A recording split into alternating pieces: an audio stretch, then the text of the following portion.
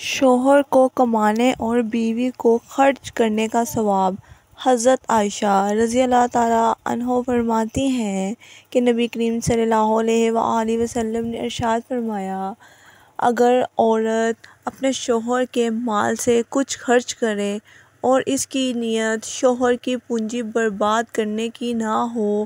تو اسے خرچ کرنے کا ثواب ملے گا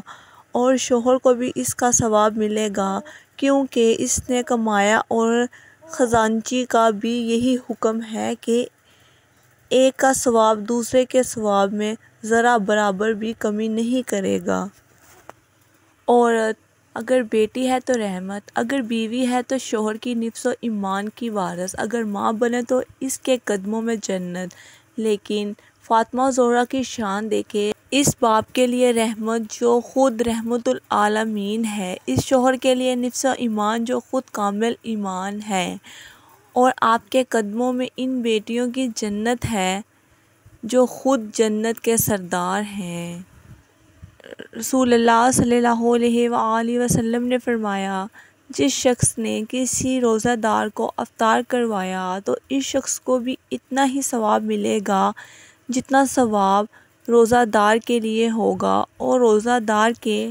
اپنے ثواب میں سے کچھ بھی کمی نہیں کی جائے گی۔